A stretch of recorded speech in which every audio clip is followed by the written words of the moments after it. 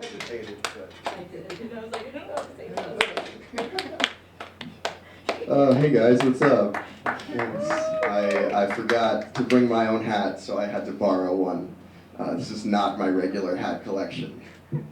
Anyway, I do have some big news for the audience tonight. That's that I have decided that I am not sad anymore.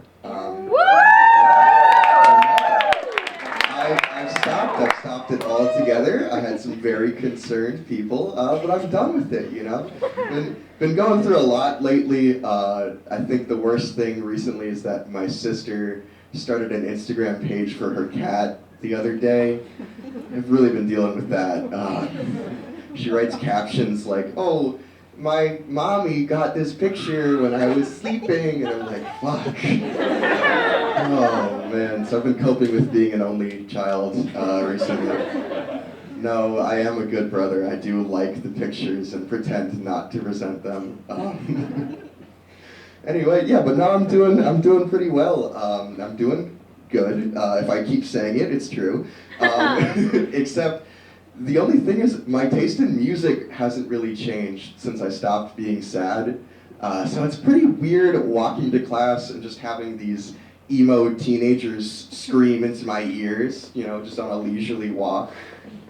It really just feels out of place, you know, just a sad, like, 20-year-old with an acoustic guitar just crying, and I'm just like, yep, how's algebra gonna go today?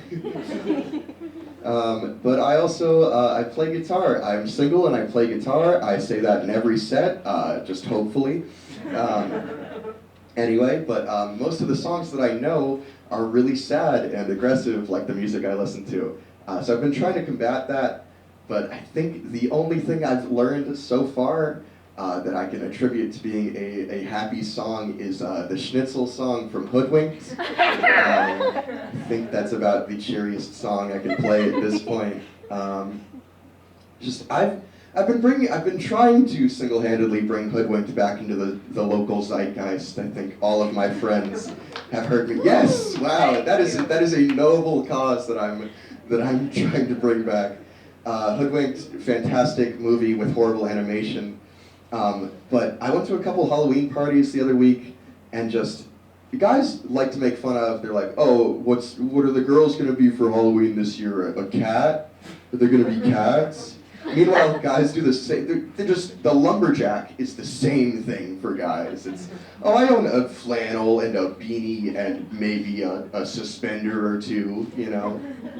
It's the laziest costume. So I've been going up to any lumberjacks that I see and being like, you're the Schnitzel guy from Hoodwinked.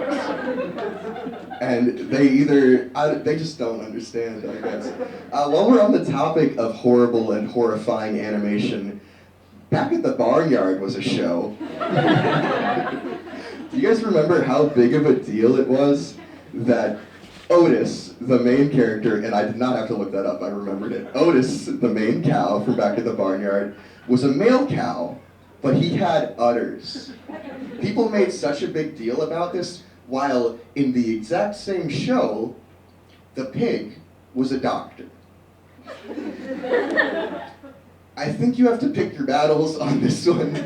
Maybe let's focus on Hoodwinked and not on Back at the Barnyard, please. Speaking of children's animation, which is a transition I could have for most of my jokes, have you guys ever thought about how maybe her real name is Pepper Pig, and she's just saying it with a British accent? I'm gonna let you sit in this one for a little bit. When I said this at an open mic, there were a couple epiphanies in the crowd. Peppa. My life is a lie. In my efforts to listen to more upbeat and less depressing music, I have been listening to a lot of Playboi Carti, which is a lot of fun. I hear a mild woo from this very white audience. It's fine. It's fine.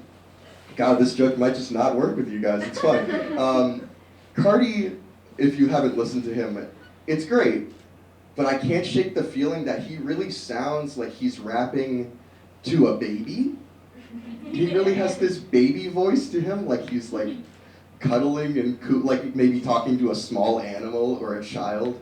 And there's this part in Flatbed Freestyle where he just keeps saying, one more bite, one more bite, one more bite, one more bite, and I just feel like he's trying to feed me a spoonful of mashed up peas and carrots. And I'm just like, Cardi, no, I'm full, I don't want a stomach ache.